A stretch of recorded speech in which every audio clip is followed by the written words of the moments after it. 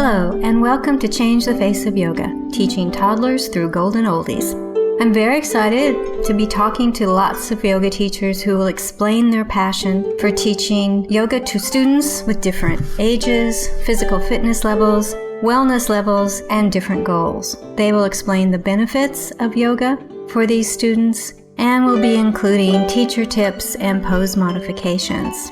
I am Stephanie Cunningham of Yoga Lightness, and I've been teaching over 50s for 10 years. So this area is my passion and the passion of many other yoga teachers that you will be listening to in this series. Thank you so much for listening, and let's get started. This is Changing the Face of Yoga, and this is the 128th episode.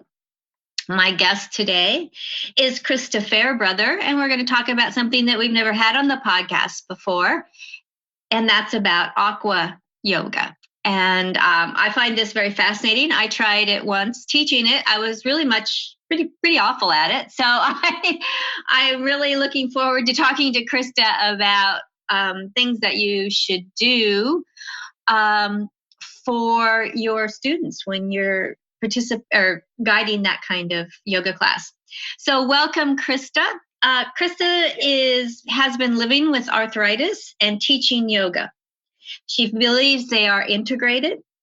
She had arthritis for more than 20 years before she knew about it and had a hard time reconciling everything she'd achieved and her relative lack of pain. And she had extensive joint damage.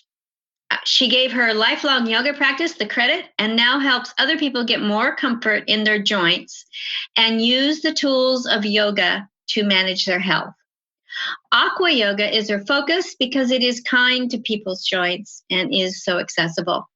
It's an easy way to start a yoga practice. It allows people who've lost a land practice to continue and challenges people with an active land practice to explore their bodies in new ways. Welcome, Christa, and I think this is going to be a fascinating podcast. This is a very interesting topic, I think. Well, thank you so much. I really appreciate the opportunity to talk about it. Great. Like I said, I had my students ask me if I would give them an Aqua Yoga class, and I found it amazingly difficult. It was very hard to keep them moving enough to keep them warm. Yes. Yes. Oh, good. It wasn't just me. All right. No, it is a different medium. You're in the water, and there are some considerations, and the facility you're working at, the water temperature might be a challenge. And so you have to teach to your environment the same as you would in a land class. But as yoga teachers who teach on land, we wouldn't think about that, right? It's like, right. Well, we did.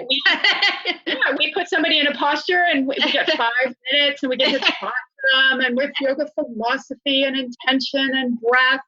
And in the pool, people are starting to shiver and looking at you like, I've been standing here and I'm dying. Yeah. Yeah.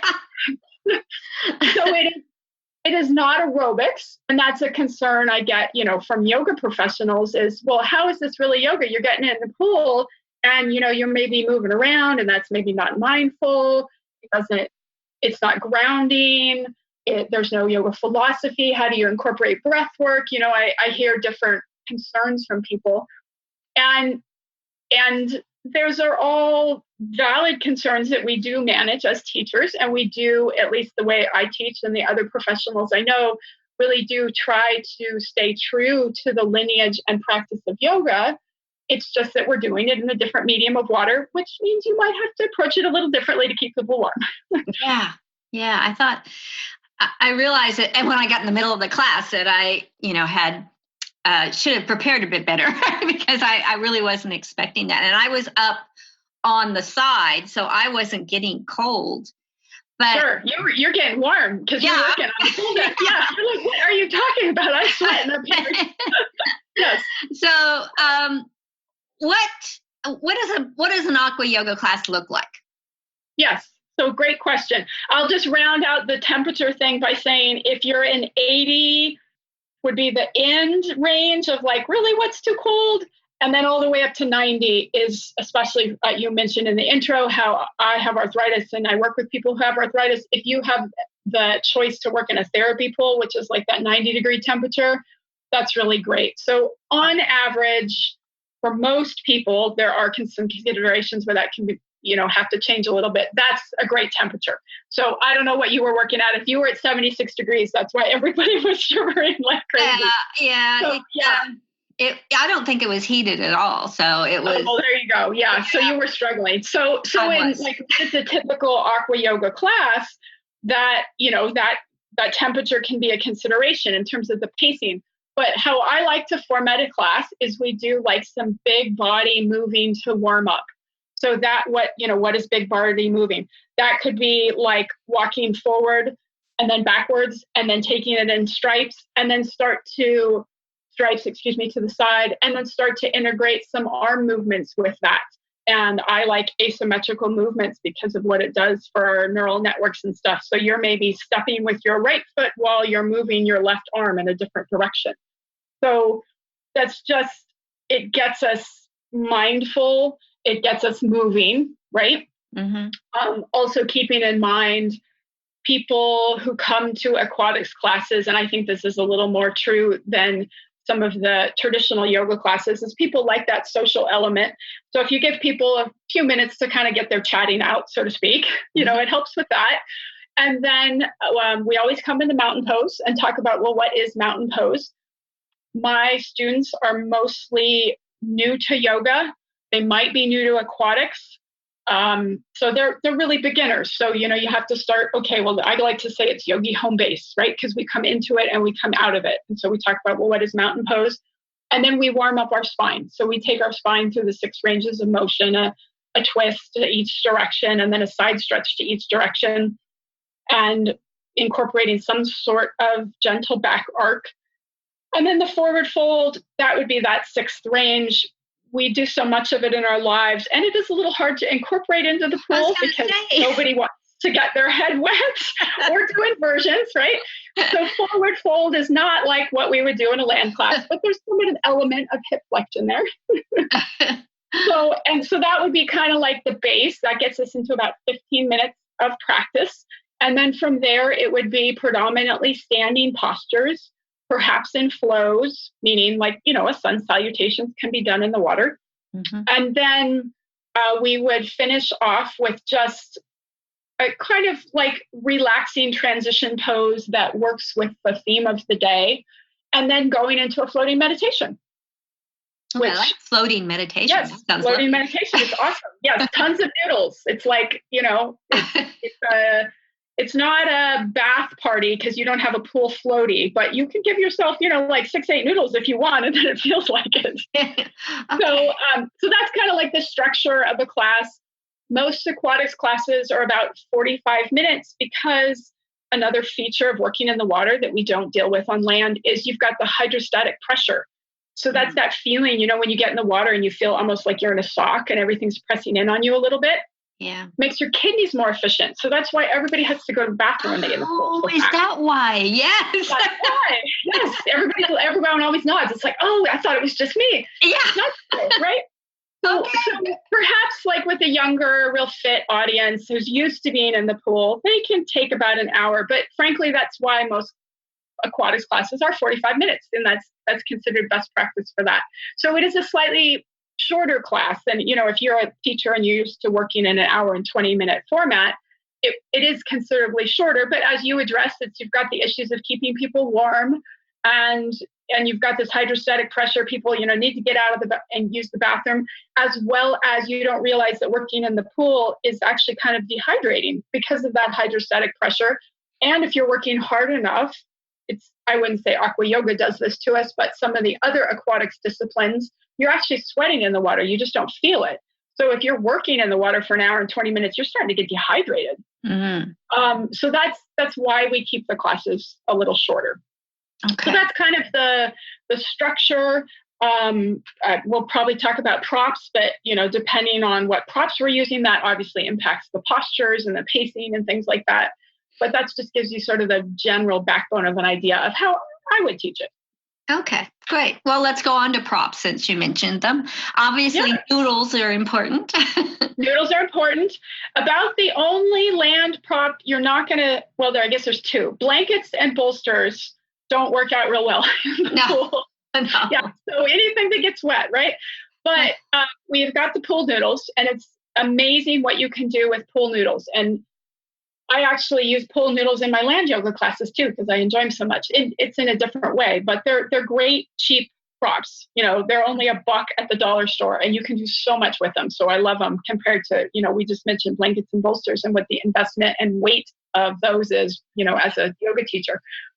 But so a feature that you can use with noodles that we don't have in land yoga classes is something called buoyancy assist and buoyancy resist. So what happens is when we exert muscular effort in the pool, it is an equal effort in both directions, because you've got the viscosity of the water, right? The water, it's not a solid, but it's almost like if you thought about, well, what if I was moving in maple syrup, right? You have resistance in every direction. So if you think about bending your elbow and bringing your palm up towards your shoulder and then lowering it back down, on land, we put, say, like a barbell in our hand in the gym, and we're exerting a lot of effort in that flexion, to bring the object up. We have to exert a little bit of effort to bring it down, but not as much, right? Right. In the water, when you put something like a pool noodle, which is buoyant, it's wanting to fly up to the surface. So when you curl your hand up, you're having to exert effort to control it, so it's not just, shoving up on your shoulder. And then when you bring that noodle back under the water, well, again, it wants to fly to the surface. So now you're exerting effort to get it back below the water. So it's a very equal muscular effort that you get from that noodle, which is a kind of a unique thing. Also, we use them to support us. So it'd be like buoyancy supported. And that's the example of the floating meditation, where you just kind of use them as a neutral space on the surface of the water. So that's something noodles can do for us. Yoga belts. There are some other aqua yoga teachers I know who've really pioneered using yoga belts in the water. I personally, because I work with people with arthritis, I really like inner tubes. So you go to your local bike shop, shout out for your local small business, and you get a regular bike inner tube and cut out the stem. And now you've got this great, durable, free yoga prop. It is rubberized, right? So you get that action we were kind of talking about this like buoyancy, assist, and resist, that it doesn't involve your hands because you can wrap it around your wrists. A lot of aquatics props, that is a big issue for people who have arthritis in their hands. Like if you think about noodles and dumbbells and all these things we grab and then you move them through the water, it can be really hard on your wrists and fingers if you've got arthritis in your hands. So to eliminate that with these bike inner tubes is, I think, really great. So we would use them the same way you would use a yoga belt. So, in the yoga studio, we think about, a belt, it's either basically like trying to bring the floor closer to us or us closer to the floor, right? Right. Same way we would use an inner tube in the pool. So like if you're in mountain pose and you would want to do a leg lift, you could use that inner tube to help you get your foot a little closer to the surface of the water and kind of connect your limbs there in that way. So inner tubes are really fun. Kickboards. Most pools have kickboards because, most, especially public pools, cater to swimmers. And kickboards are a really nice, solid prop. They have a lot of surface area. They feel very secure. And so when you use them to support you in a standing posture, like you think about taking triangle pose in the water, and if you think about, your hands are just on the surface of the water, you're going to be really interacting with all that movement, maybe feel a little unstable.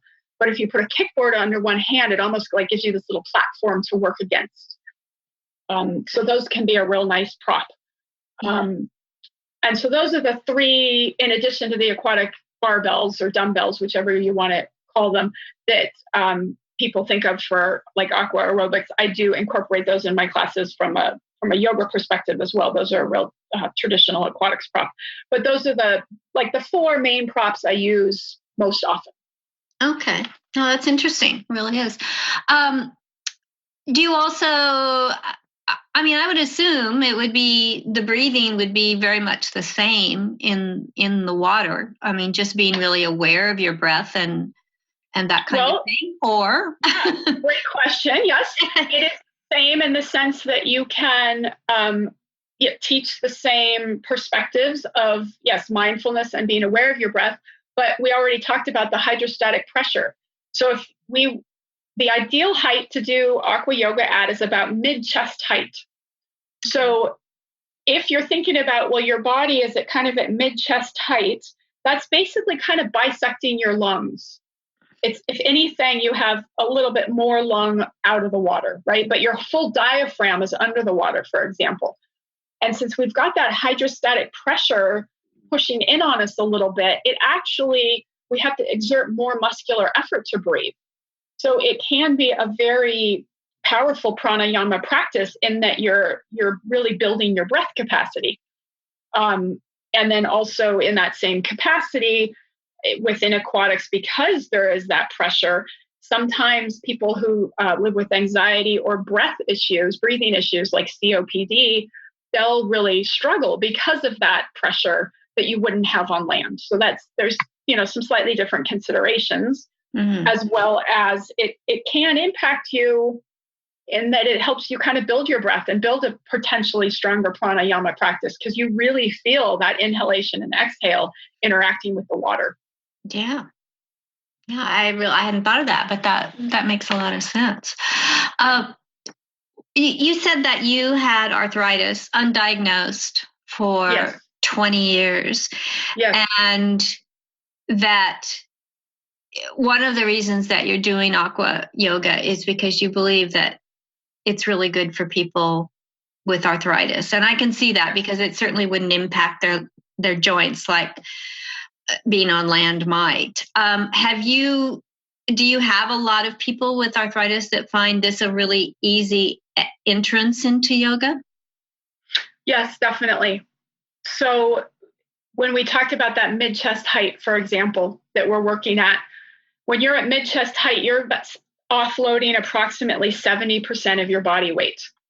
So if you live with any kind of arthritis below mid-chest height, your joints just got an automatic little opening, for example, right? And helped restore your original range of motion that you had because you're offloading that weight. So I do work predominantly with seniors. So my most common clients have osteoarthritis, and osteoarthritis we've now learned it's much more complicated, but we used to just describe it as, well, you've gotten old and you've just worn out your joint, right? It's the wear and tear kind of arthritis. Obviously, we know it's a little more complicated than that now, but most of the people who have arthritis that I work with have that. I personally have the autoimmune. I actually have several arthritic autoimmune diseases, and a smaller slice of the people I work with have that. So the differences in kind of what aqua yoga can do for you, depending on which kind of arthritis that you have, say compared to land yoga, is you do get that huge offload of weight. And what that can mean, for example, is if you're in a lot of pain and you come to a yoga class, there's that whole element of getting on and off the ground. And if you're going to do mat yoga, and even if you can get on the ground and then the teacher leaves you there for 20 minutes and you're just like, oh my God, I'm sitting here and I'm not moving, because that lubrication of the joints by kind of that subtle movement all the time is how a lot of people will manage a chronic arthritic pain condition, right? So they're just kind of a little bit of moving all the time, which is frowned on in yoga when, you do your opening meditation and then you're starting postures and you're just sitting there, right? And then you might move into a whole lot of sun salutations. So now you're being asked to bear all this weight on your hands and your wrists, which might require you to not have arthritis there, or perhaps, especially we as women are faced with this even more, is you've got rotator cuff stuff going on up in your shoulder assembly, right? So even if your hands and your wrists are okay, you've got something going on in your shoulders. So by moving our practice into the pool, not only have we offloaded all that weight, we're not required to get on and off the floor, nor are we having to bear weight on our hands or take a lot of weight in our shoulders. So it's not just about being in the water. It's also kind of the shift of format of it just automatically because of what the water requires, so to speak, since we're not doing the inversions and we're not getting on and off our hands and we're not sitting down. It's just like, well, all those problems just became not problems, right? You don't even have to like say, well, yeah, I had a joint replacement and this knee is a real problem, because there's no expectation you have to get on and off the ground. Okay. So it's very empowering, right? Yeah. And then you can, because you have offloaded all that weight, you can get people who have a very active physical practice and can handle all those sun salutations and do half moon and tree and dancers and those postures that become less accessible to us. You can continue to do them in the water in a way that you can't on land. So that is also really empowering and allows people who maybe because of their arthritis or many other issues have had to give up aspects of their practice to continue to practice. And that's really wonderful. It is. That's great. Is there a trade-off between the buoyancy of the water that takes away some part of your weight and the maple syrup effect of walking through the water and things pressing on you no matter which way you go? I mean, yeah. I'm just wondering if someone is going to be really tired after 45 minutes of doing that, or whether it's kind of a trade-off and it's not a big problem. Great question. And so what I find is that there's pros and cons to everything, in the sense of, I find that most people think it's easy in the sense of, like, as we talked about things like pressure and range of motion, it's like, wow, that was such a relief. I wasn't like struggling just to stand on one leg, right? Mm-hmm. So that becomes easier. But then because you're working in this new environment, you're using your body in different ways than you would on land. So you're perhaps using more muscles and in a different way. And working on the water is a very back body focused practice, which I find as another element that makes it really powerful. Is we sit in chairs, we drive our cars, we're on our devices, and we really don't take care of our back extensor muscles particularly much in our culture. And so then you get in the water and it really asks people to balance and engage with those. And so they're potentially using muscles in a new way.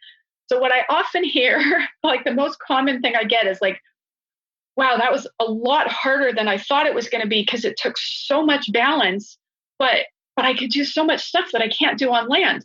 And then you talk to them the next day and they say, oh, I'm really more sore than I was expecting. Because you just don't really feel it quite until the next day. Yeah. So there's exactly like you just described it, is there's some trade-offs. Okay. So it's also not, I would say it's not as a cardio, compared to a flow class. It doesn't have quite the same cardio element. So if that's a need of yours, you would potentially want to add in a different aquatics class or continue that element of your land class. Okay. All right. Well, I think that's good to know. I taught seniors too, and not many of them could just stand for 45 minutes. So I just wondered if, the water buoyancy was being. It does. It makes a huge difference. And I will share, I've had multiple clients, because I teach chair yoga as well. And I've had multiple clients come to chair yoga with me as a teacher, and then the aqua yoga with me as a teacher. So, we don't teach that differently depending on our medium, right? So I feel like it's a fair comparison. And they say the chair yoga class is harder than the aqua yoga class in terms of, they feel like they're exerting more in chair yoga in terms of the actual muscular effort. But they feel like the aqua yoga class, they get so much out of their balance and challenge from their balance. So to give you that sort of perspective of a student, and I've heard that from many people. So I think it's a valid comparison for them to make. Okay, cool. All right. You said that you have rheumatoid arthritis, or you have the autoimmune version of arthritis. Is there different things that you do for that type of arthritis as opposed to the osteoarthritis? Great question. Yes, definitely. So the main difference between, say, an osteo that wearing out a joint arthritis and one of the systemic arthritis conditions, which is what the autoimmune forms are, is that the osteoarthritis is going to be isolated to certain joints. So it's very common to get it in your knee, your hip, saddle joint of your thumb. It's you get it where you have used yourself well, so to speak. I like to think of it that way. It's not like you wore yourself out. It's you had a really good time with those joints. It served you well for a long time, and it shows. So, and there is, as I said, there's kind of more to it. We now know there's this like genetic component, and I have said, oh well, it's just you've worn out one joint, but there is a lot of systemic inflammation that goes with osteoarthritis that we now know. The autoimmune forms of arthritis, they will cause basically systemic inflammation in all your joints. So I also live with lupus, which will do the same thing. I live with Sjogren's, which will do the same thing. Psoriatic arthritis, it will do the same thing. So if you're living with one of those autoimmune forms, you potentially hurt everywhere. Mm-hmm. So the beauty of getting in the water is it just kind of took the load off everything, right? Yeah. And so for an osteoarthritis person, you're just trying to manage their practice and the cueing that you would give them so they're aware of the needs and range of motion of a particular joint, for example, right? So we'll take knee osteoarthritis because that is the most common form of arthritis and the most common place, right? Mm-hmm. So I mentioned we do a lot of standing on one leg. So if you've got osteoarthritis in your knee and you raise your leg up off the ground and you've got a bent knee, when you start to move that leg side to side in the water, because this is an example of what we would do to keep people warm, right? We're not just standing there with one leg in the air. It's like, okay, well, now we're going to open that leg in and out. So if you're opening that leg in and out like a window shutter and you've got osteoarthritis in your knee, you would not want that ankle below that to be egg beatering around because now you've got a lot of lateral movement going on in that knee. And knees don't really like lateral movement. And if you've got arthritis in it, they like it even less, right? Right. So that's an example of how you would manage a common osteoarthritis thing. For an RA person, you are really trying to help teach them some self-efficacy skills and really sort of pain management techniques in terms of, okay, well, how are you feeling today? Because the nature of autoimmune diseases is they vary hugely day to day. So it's like, okay, well, if you're not feeling really good today, let's do a mellow practice. Take care of yourself. Be kind. Maybe a longer floating meditation. Drop some poses. Do a shorter practice. Whatever it is to honor what's going on with you. And then on the days when you are feeling more capable and maybe you're not having a flare up, well, push yourself a little harder. So it's a real mindset and learning how to work with yourself within your yoga practice that potentially an osteoarthritis person doesn't have to face. Okay. All right. That makes sense. That really does. Yeah. I thought I would tell everyone this just because I think it's very interesting, but Christa was a farrier for 10 years, yeah. Didn't you say? Yes, for 10 years. And how I actually loved it. Yeah. Yes, I got kicked. Yes, horses bit me. Everybody always asks, did you get kicked? Yes, I got kicked many times, unfortunately. Yes. Well, I can understand that. I wouldn't like somebody grabbing my foot. No, and it actually, and I honestly think it makes me a better yoga teacher. Because basically for 10 years, I would watch horses walk and figure out what they needed to get them moving smoother and more ergonomically in their bodies. Mm-hmm. Now I go to yoga, I watch people walk, I watch people stand there, and I give them active verbs to help them move better and be more comfortable in their bodies, right? It's really the same. It's like all the same things. It's just that I do it with words instead of sharp, hot tools. Oh, yeah. People don't like sharp tools, and horses didn't really love them either. But it was part of the process, right? I see. So it's very similar. It's and I think it's interesting, and I think I'm a better yoga teacher because of it, because I have a very good understanding of ergonomics and chains of motion and weight bearing, that I would say that's not real common in the yoga canon. No, I think you may be a member of a very small group. I am 100% confident I am the only Aqua Yoga teacher in the world who used to be a farrier. I can own that. Yep, I got that one. Yep. Okay. 6 billion people on the planet. That is me. All right. Well, it's nice to be unique, really. It is, definitely. Yeah. Okay. Well, at the end of the podcast, I always ask if there's something that you would like to cover in more depth, or something that we didn't cover at all that you think is important to the listeners to know about Aqua Yoga or your teaching.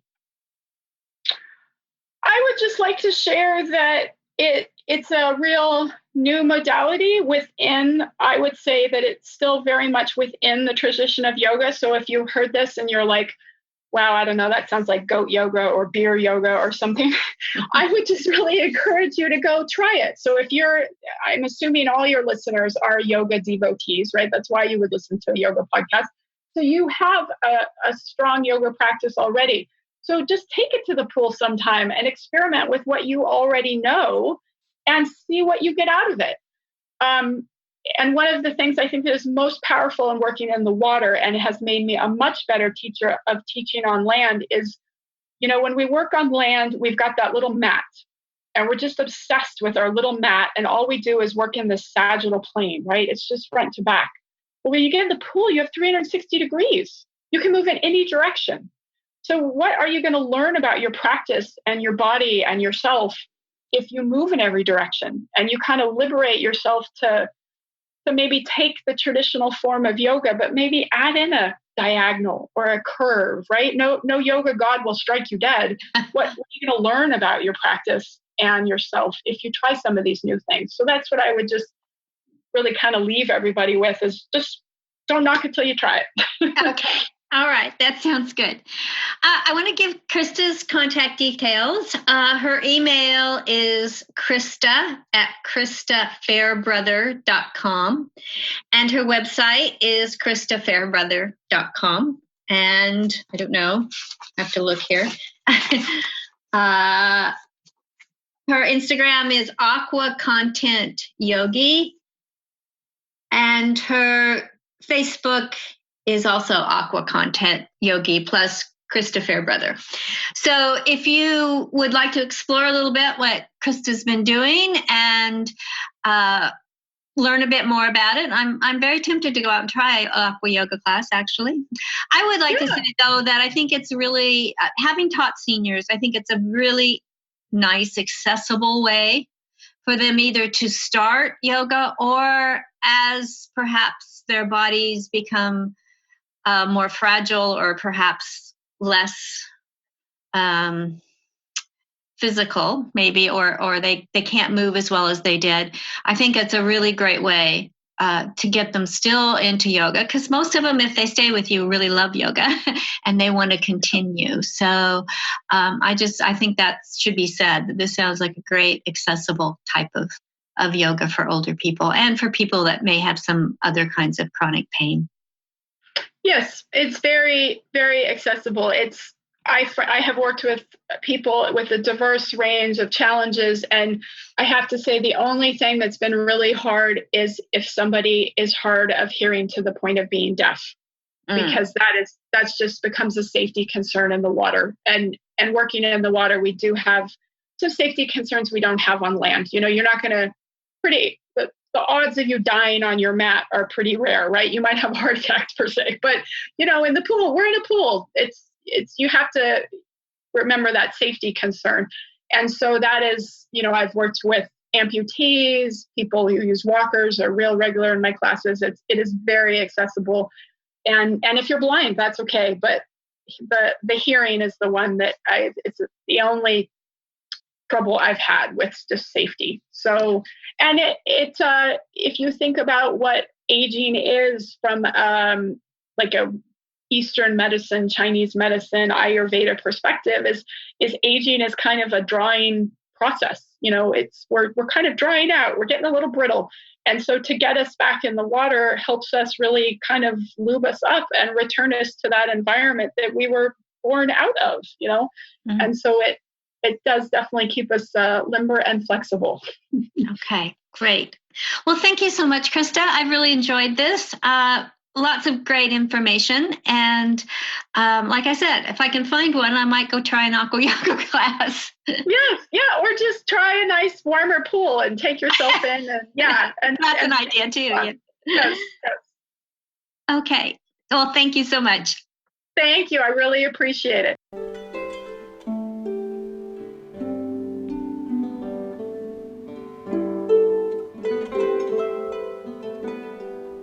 Thank you for that wonderful interview. If you would like to be a guest on Changing the Face of Yoga, please go to my website, www.yogalightness.com.au, and under the Changing the Face of Yoga tab, you can complete Be Our Guest form. After reviewing the form and finding it applicable to this podcast, we will send you a link to schedule an interview. Please download, review, and tell your friends of any podcasts that are of interest to you and to them. If you would like to contact me, send an email to info@yogalightness.com.au. And thank you for listening to Changing the Face of Yoga.